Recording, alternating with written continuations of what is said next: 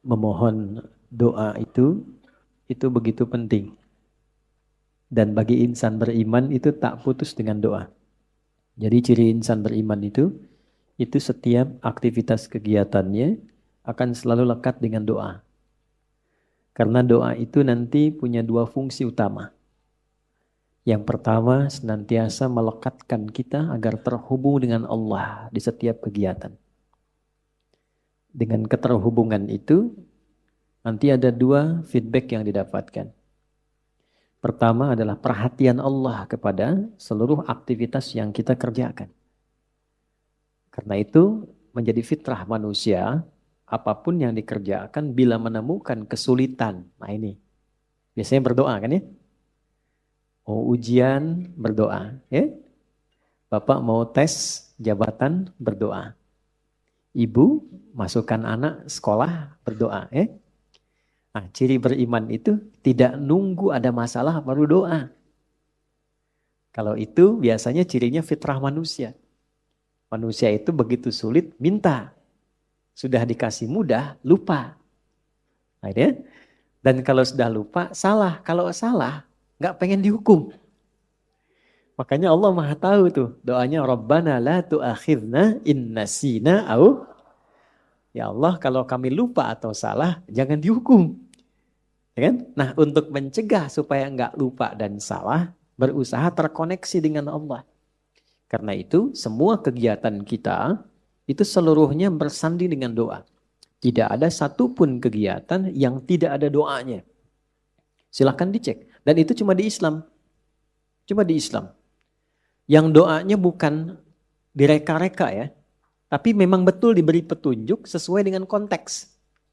Karena itu doanya itu selalu senafas dan selaras dengan kegiatan. Coba antara bangun tidur dengan akan tidur. Sama nggak doanya? Beda kan ya?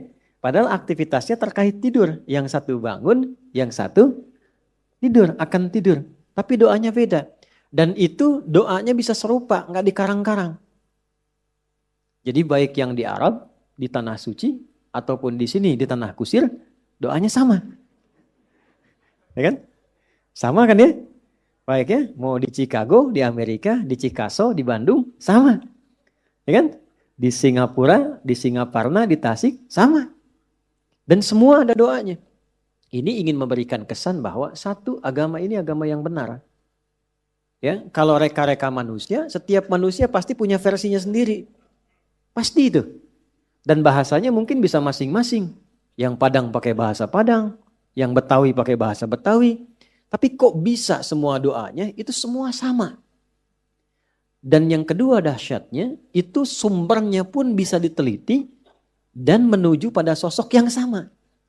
Yaitu dari Rasulullah Sallallahu Alaihi Wasallam.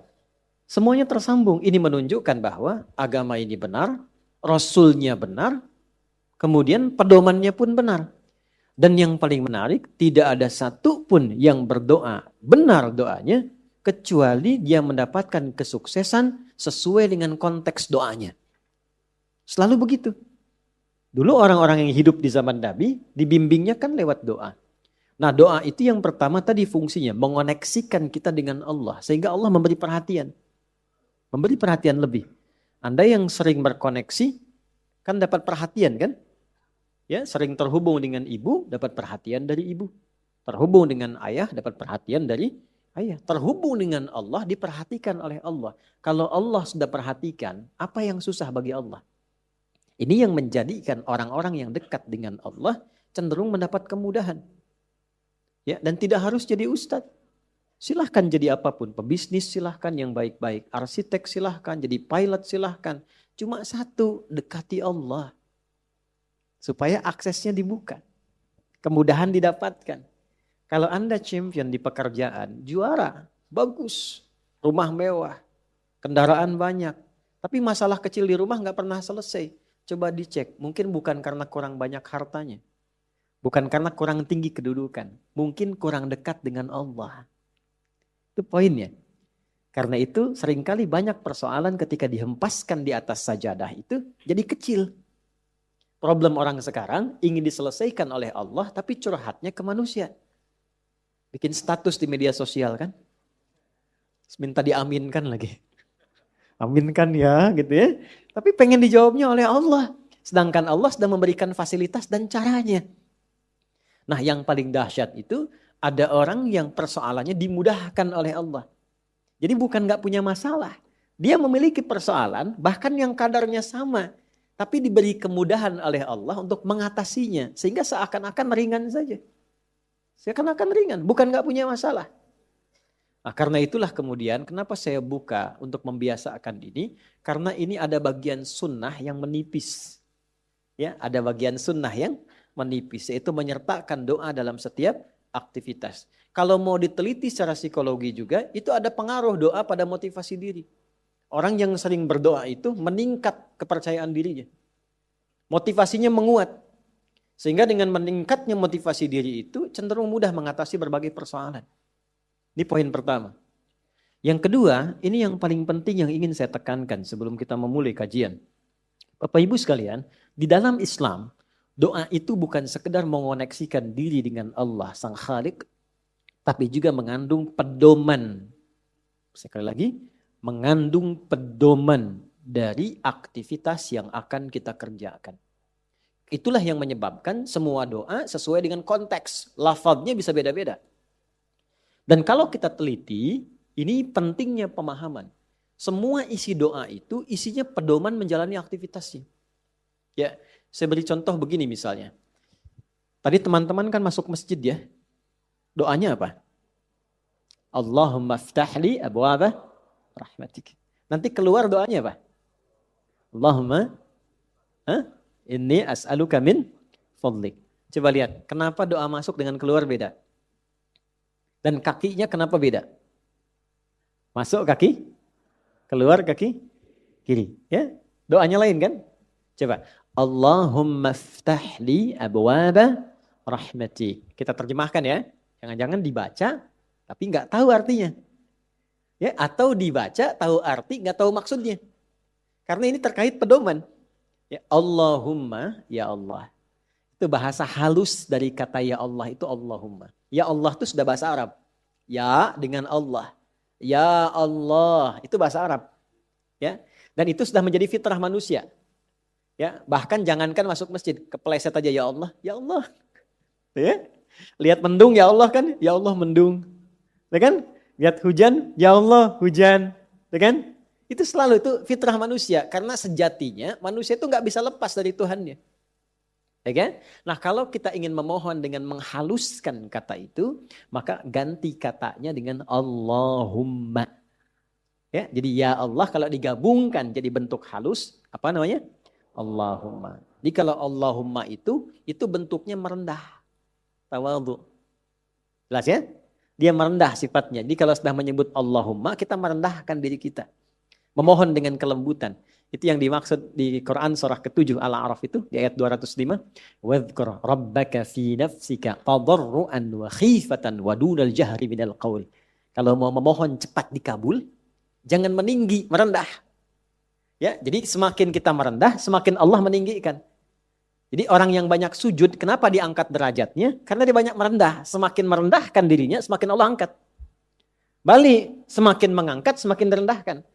Kenapa itu? Ya, Azazil itu yang terhormat. Azazil terhormat tuh di alam langit itu terhormat. Ya, runtuh jadi iblis dan jadi syaitan karena meninggi. Begitu dia tinggi, Allah rendahkan. Itu kan ada dialognya di Quran surah ke-7 kan, Al-A'raf ayat 12. Dibaca enggak Qurannya? Ya. Qala ma mana'aka alla tasjuda idh amartuk. Dia berkata, ana khairum minhu. Ya, qala ana khairum minhu, khalaqtani min narin wa khalaqtahu min tin. Allah menyampaikan, kenapa engkau tidak mau hormat kepada Adam ketika aku perintahkan? Bukan masalah sujudnya. Enggak penting sujudnya kata Allah. Yang penting itu yang perintahkan saya. Kenapa enggak patuh? Maka iblis mengatakan, ya saya lebih hebat dibandingkan dengan Adam. Bukan levelnya yang dicipta dari tanah, mesti hormat kepada yang dicipta dari api, mesti hormat kepada yang dicipta dari tanah. Maka ketika dia meninggi, Allah rendahkan. Ya. Dan ketika seseorang merendah, Allah tinggikan.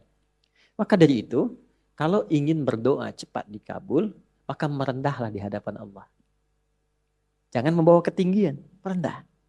Pohon dengan kelembutan. Maka ketika masuk, Allahumma ftahli abwaaba rahmatik. Kita merendahkan diri kita. Ya, kalau Bapak Ibu mau cek, coba jalan-jalan ya, napak tilas ke jejak masjid-masjid dibangun di Tempo dulu. Itu ada masjid di Cirebon yang dibangun Sunan Gunung Jati itu pintunya sedikit dikebawahkan tuh. Coba kalau cek ya, kalau nggak percaya. Ya, kan sedikit dikebawahkan kan? Makanya masuknya tuh agak ke bawah kan? Itu sudah ngasih pelajaran. Jadi orang dulu itu pelajarannya simpel, nggak banyak ceramah, tapi langsung dipraktekkan. Kenapa? Di antara dasar pemahamannya, filosofinya, itu menerapkan konteks ini. Masuk dengan merendah, masuk ke rumah Allah kok meninggi. Ya kan? Walaupun Anda pejabat, punya kedudukan, punya harta, tapi statusnya di masjid hamba Allah. Ya, terlambat ya belakangan, jangan ngotot sab pertama. Ya.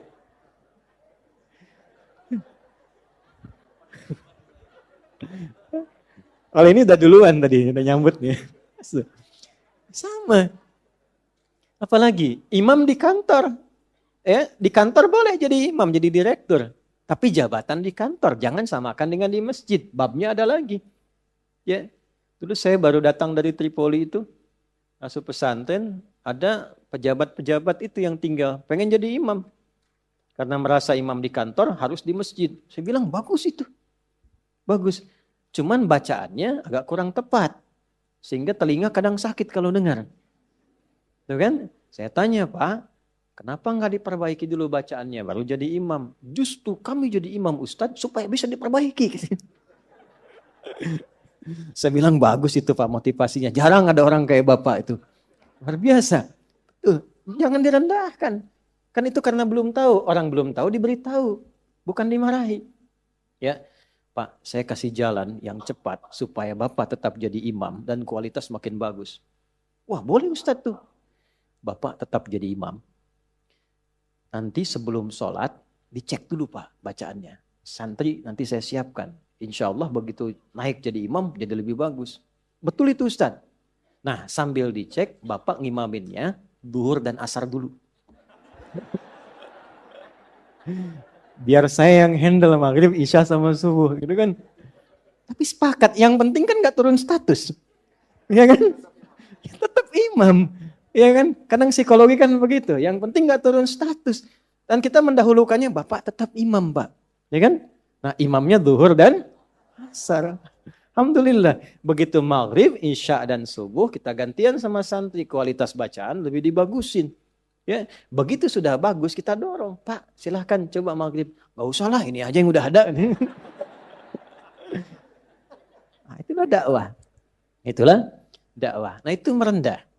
Nah Allahumma merendah. Iftahli, mohon bukakan untukku. Personal. Kenapa coba personal, bukan iftahlana? Ya, gak ada orang masuk masjid, dia sendiri, Allahumma iftahlana, gak ada. Selalu iftahli. Saya belum pernah dengar orang masuk masjid, Allahumma ftah lana, lana, gak ada. Tahli. Abwaaba rahmatik. Li kan untuk pribadi kan. Nah, kemudian yang kedua, yang ketiga, Allahumma iftahli, yang ketiga, abwaaba. Abwaaba itu jamak dari bab. Bab itu pintu. Kok bisa jamak pintunya? Saya tanya, ibu waktu masuk ke dalam masjid, lewat satu pintu atau banyak pintu? Satu pintu, nggak ada ibu masuk, balik lagi lewat sana lagi, balik nggak ada. Satu pintu. Kok bisa masuknya satu pintu, tapi mintanya banyak pintu? Wa rahmatik. Nah, ini rahasianya. Baik. Nah, saya mau bagi sedikit sebelum kita mulai, tapi tolong catat ya, catat betul-betul. Ini rahasia di antara kita. Bapak Ibu sekalian, rahmat itu di Quran. Dan juga dalam hadis setidaknya punya 3 makna utama. Ada 3 makna. 1, solusi dari berbagai macam persoalan hidup. Saya ulang, solusi dari berbagai macam persoalan hidup. Itu diantaranya ditemukan di Quran surah kedua Al-Baqarah di ayat 157. Nah munculnya ayat 157 ini ada keterkaitan dengan 155 dan 156. Persoalannya di 155, sabarnya 156, solusinya 157. 155 wala nabluwannakum bisyai'im minal khauf wal ju' wa naqsim minal amwal wal anfus wath thamarat wa basyiris sabirin. Sabarnya 156. Alladzina idza asabathum musibah qalu inna lillahi wa inna ilaihi raji'un. Ayat 157-nya. Ulaika alaihim salawatum mir rabbihim wa rahmah. Ulaika humul muhtadun. Gitu ya. Baik. Rahmat yang pertama, solusi dari berbagai macam persoalan kehidupan. Baik kegelisahan. Jangan dikira yang hadir di sini tenang semua. Ini walaupun wajahnya kelihatan senyum-senyum, hatinya ada yang gundah. Ada yang baru ditolak saat mau lamaran. Mungkin kan? Lamar kerja maksudnya. Ya. Ada yang mungkin sedang kesulitan di rumah tangga. Pengen dapat ketenangan. Khauf. Gak bisa dihindari. Tadi aja kan udah lihat-lihat jam nih, Ustaz datang enggak gitu kan? Padahal saya secepat mungkin bisa ke sini tuh. Ya enggak singgah di rumah. Cuman ke kantor ganti pakaian langsung ke sini. Hampir enggak tidur saya semalam itu. Alhamdulillah. Ya, tapi kan yang khawatir Anda. Wal ju' kan ada yang lapar. Awal-awal dari subuh ke sini sarapan aja belum kan? Lihat-lihat yang jualan enggak depan kan? Gak apa-apa. Wa naqsim minal amwal. Ada yang mungkin baru kena musibah di kantor. Proyek misalnya, ada yang gak lulus. Ada utang belum dilunasi. Cicilan masih nyari solusi. Yang demikian. Wal anfus. Ada yang sakit. Mungkin kerabatnya datang supaya cari wasilah. Allah kabulkan doanya. Ada yang ngejar ustadz supaya minta didoakan. Ada. Wat thamarat. Itu kalau buka mushaf diartikan buah-buahan. Itu sebetulnya bahasa kiasan, cara bacanya, memahaminya dengan balaghah. Kalau baca terjemah nanti kurang nyambung. Kalau buah-buahan berarti yang diuji cuma tukang buah. Tukang sayur tidak. Ya. Itu cara bacanya pakai ilmu balaghah, pakai majaz. Maksudnya apa? Kalau buah itu kan didapatkan, dipanen saat mulai pertama kali merawat benih kan? Nanam, dijaga dari hama. Tiba-tiba besoknya mau dipanen, malam-malam diambil orang. Antum yang ikut tender, kualifikasi antum yang jelas. Tapi pengumuman orang lain yang ngambil. Itu maksudnya. Ada orang-orang yang kehilangan sesuatu setelah dia berusaha keras mendapatinya. Harusnya dia kok yang dapat orang. Saya mau tanya pada Anda. Biasanya kalau situasi begitu pelariannya kemana? Tuh. Ya. Dan cari yang paling kuat kan doa itu kan yang bisa memberi solusi kan. Doa itu kan minta. Nggak mungkin minta pada yang diduga nggak bisa ngasih. Dan puncak pemberian itu pada Sang Maha Pemberi, yaitu Allah, Wahhab, pemberi tanpa batas. Nah Allah memberikan tempat-tempat spesial yang kalau minta hati lebih khusyuk. Beda antara minta di kendaraan di rumah dengan di tempat ini. Tempatnya lebih tenang, saat masuk saja suaranya sudah lain, aura sudah beda. Apa nama tempatnya? Masjid. Makanya Bapak Ibu masuk masjid ini rasanya sudah lain. Dengan rumah sendiri tenang mana dengan masuk masjid? Masjid. Masuk rumah semewah-mewahnya, tenangnya nggak sama dengan masuk masjid. Begitu dibuka tenang. Masya Allah. Baru masuk kalau punya masalah kadang-kadang sudah terasa dalam. Nangis kan sholat 2 rakaat. Nyender ke tembok, tidur aja. Tenang. Itu. Dulu di Jepang dulu begitu, ada cerita, kawan saya sedang cerita itu, kan tingkat bunuh dirinya tinggi karena stresnya tinggi. Ternyata kaya itu tidak menjamin bahagia. Maju tidak menjamin bahagia, kan negara maju. Tapi indeks kebahagiaannya belum tentu didapatkan maksimal. Bunuh dirinya banyak Pak. Saya pernah lewat satu tempat itu yang tiap hari selalu ada 1-3 orang bunuh diri di situ. Itu masih biasa Ustaz. Ada satu tempat X lah, saya tidak sebutkan ya, X. Itu tiap hari mayat bergeletak di mana aja. Sampai akhirnya wali kotanya punya ide, tapi ini nggak harus ditiru. Nyari solusi yang belum kedapati. Dibikin satu tempat di lokalisasi. Kalau mau bunuh diri di sini aja. Waktunya diatur. Jam 9 sampai jam 11, jam 2 sampai jam 3. Kalau lewat situ datang, tunda besok. Diatur. Ya. Ini kisah nyata, satu kali ada orang kemudian pengen datang ke situ ketemu sama orang Islam. Mau kemana Pak? Bahasa kita lah, bunuh diri katanya. Jam berapa? Jam 1. Ini kan belum. Belum. Ikut saya aja dulu. Takut terlambat nih. Benar. Takut terlambat. Nanti kalau Anda merasa rugi, saya ganti apapun itu. Akhirnya ikut. Begitu ikut dibawa ke masjid, ya Allah. Dibawa ke masjid. Itu cuman duduk tunggu di luar, sedang ada pengajian. Duduk begitu masuk, duduk ketiduran. Tidur, selesai pengajian, dilihat lagi sama yang muslim ini. Kok enak banget tidurnya. Ya kan? Tidurnya mau dibangunin gak enak, sampai lewat lah batas bunuh diri itu. Karena lewat gak enak, dibangunkan, bangun. Katanya, wah bangun kan.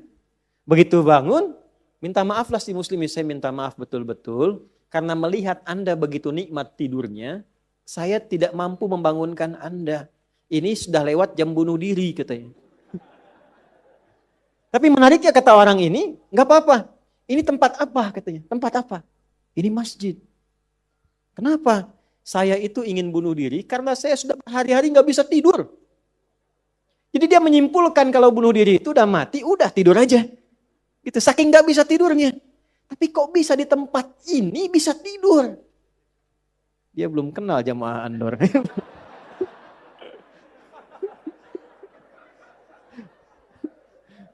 Tidur. Maka diperkenalkanlah dengan masjid. Masjid. Masuk Islam, Pak. Asyhadu an la ilaha illallah, asyhadu anna Muhammad Rasulullah. Itu cuman numpang istirahat samping masjid, masuk Islam. Asbabnya tidur. Tuh. Orang ketiduran masuk Islam. Habis masuk Islam jadi rajin. Ada orang sudah muslim. Masuk masjid banyak tidurnya. Ya. Ayo bangun, bangun. Ya. Baik, itu satu. Jadi ternyata kenapa yang pertama rahmat? Karena Allah tuh maha tahu. Gak ada di antara hidup kita yang gak punya masalah. Pasti punya persoalan. Kalau sedang ditimpa persoalan, diuji, sabar dulu. Kata Allah, terima dulu. Karena hakikat dari ujian itu untuk meningkatkan kualitas hidup. Dan gak mungkin diuji kalau gak mampu. Gak mungkin. Kaidahnya kan jelas. La yukallifullahu nafsan illa. Jadi kalau ada ibu sedang diuji masalah sekarang begitu berat. Memang yang mampu cuma ibu, Bu. Saya gak mampu.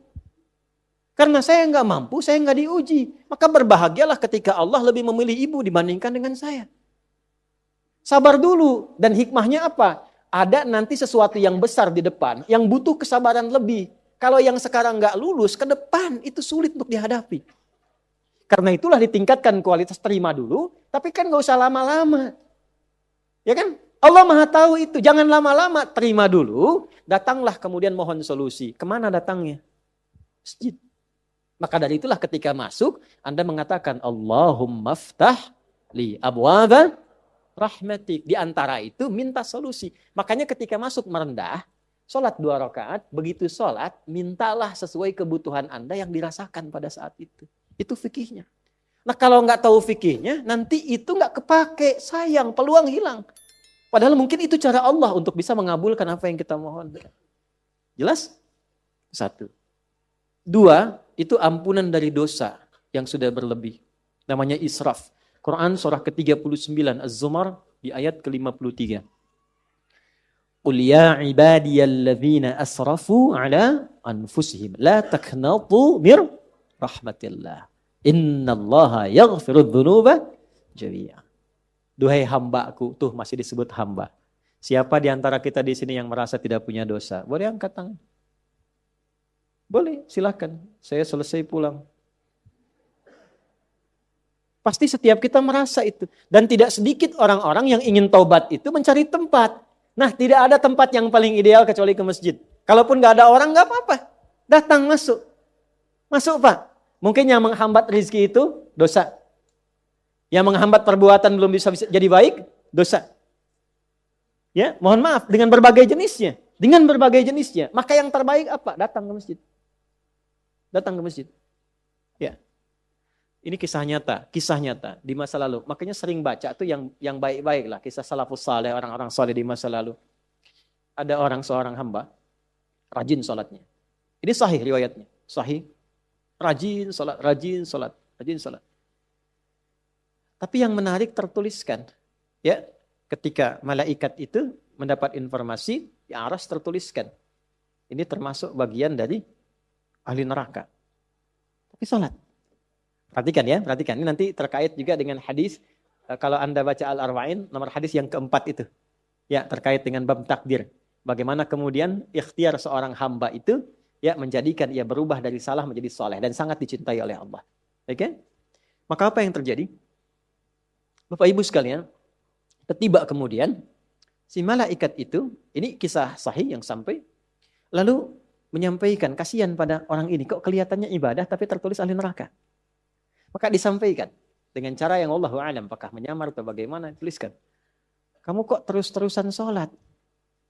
Padahal belum tentu baik di mata Allah. Belum tentu menjadi bagian ahli surga. Perhatikan jawabannya. Tujuan saya sholat ini bukan karena surga atau neraka. Tujuan sholat ini bukan karena saya dipandang baik atau buruk. Tapi tujuan sholat ini saya ingin mengagungkan Allah Subhanahu wa ta'ala. Perhatikan. Dan nanti ini menjadi cara bagi seseorang yang ingin bertobat. Jadi kalau ingin bertobat, tobatnya ingin benar, carilah perhatian Allah. Yang penting ridha Allah. Terus saja tobat. Tobat sampai merasakan kenikmatan tersambung dengan Allah. Itu maksudnya. Jadi begitu keluar kalimat itu yang mengguncang arsy. Itu yang dijadikan oleh Allah pelajaran. Bahkan pada alam malaikat untuk mengenal bagaimana rahmat Allah itu diberikan. Mudah bagi Allah membuka, merubah, memutar, mudah. Tapi Allah ingin memberikan pelajaran bahkan di alam malaikat bagaimana kasih Allah diberikan. Begitu kalimat itu muncul, apa yang terjadi? Maka berubahlah di arsy namanya menjadi ahli surga. Ini riwayat sahih. Berubah menjadi apa? Ahli surga. Padahal Allah tuh maha mengetahui, gampang aja tinggal dirubah ahli surga, tidak. Tapi Allah ingin memberikan informasi bahkan di alam langit kepada para malaikat betapa tingginya rahmat Allah memberi kesempatan pada setiap hambanya untuk kembali kepada Allah dalam kebaikan. Dan itu disebut hamba. Disebut hamba. Karena itu Allah begitu mencintai ketika ada pelaku maksiat, dia pengen taubat, itu begitu dicintai. Dan statusnya naik lebih tinggi. Ini yang menyebabkan ayat ini turun. Qul ya ibadiyalladzina asrafu ala anfusihim. Ini yang menyebabkan itu menunjukkan rahmat Allah. Hai hambaku, betapa besar pun kau pernah berbuat dosa, sepanjang masih hidup belum tiba ajalmu, jangan pernah putus asa untuk mendapatkan rahmatku. Pakai rahmat. Rahmat di sini mencakup Rahman dan Rahimnya Allah Subhanahu wa taala. Karena itu kalau Anda pernah berbuat salah, saya, kita, jangan malu untuk kembali. Kalaupun malu dilihat orang, Allah menyiapkan tempat yang tidak semua orang bisa ke situ. Datang ke masjid. Mohon, minta salat 2 rakaat. Minta kebaikan kepada Allah. Sampai hati mendapatkan ketenangan. Jelas di sini? Baik. Dan yang ketiga, ini yang paling juga banyak dimohonkan. Ya. 1, solusi. Yang kedua apa? Ampunan dari dosa yang begitu melimpah. Ya. Dan yang ketiga, rahmat yang ketiga, kasih sayang yang memudahkan jalan-jalan kehidupan. Dunia sampai akhirat. Yang ketiga. Semua kita pasti ingin mendapatkan kemudahan. Kenyamanan. Bukan cuma dunia, sampai dengan akhirat. Kasih Allah yang memberikan kemudahan dunia disebut dengan Rahman. Kasih Allah yang memberikan kelapangan akhirat disebut dengan Rahim. Itu kita baca setiap hari. Bismillahirrahmanirrahim. Maka ketika masuk ke dalam masjid, mohonlah kepada Allah 1 dari 3 kemuliaan ini. Kalau ustadznya belum datang, itu manfaat besar. Boleh jadi banyak permohonan, ayo lekatkan di situ, optimalkan. Dan di situ mungkin peluang terbesar untuk mendapatkan apa yang kita inginkan. Jadi, begitu Bapak Ibu mendapatkan 1 dari 3 itu, keutamaan bukan? Keutamaan bukan? Hah? Istimewa tidak? Dalam bahasa Arab, sesuatu yang istimewa, sesuatu yang utama disebut fadlun namanya. Makanya Sulaiman alaihissalam ketika dipuji karena hebatnya, istimewanya, bisa menaklukkan awan, ya kan? Sebelum Songgoku dan Songgohan dengan awan kintonnya itu yang fiksi, Nabi Sulaiman tuh betul-betul nyata. Tapi ketika dipuji apa yang beliau katakan? Hadza min fadli Rabbi, fadlun. Itulah sebabnya kalau bisa jangan dulu keluar sampai merasakan rahmat Allah ada dalam diri kita. Begitu keluar, Anda keluar dengan kaki kiri dengan mengatakan Allahumma inni as'aluka min fadli. Ya Allah, saya ke masjid seperti apa yang kau perintahkan, saya datang. Saya memohon seperti apa yang kau tunjukkan lewat Rasulmu, saya lakukan. Ya Allah, engkau minta ini, saya kerjakan. Engkau minta berdoa, saya doa. Kau minta alirkan air mata, aku alirkan. Maka mohon ya Allah, jangan biarkan aku keluar dari rumahmu ini, kecuali engkau kabulkan apa yang aku mohonkan, sesuai dengan janji yang engkau tetapkan sebagai kemuliaan darimu. Ya Allah, saya mohon kemuliaan darimu.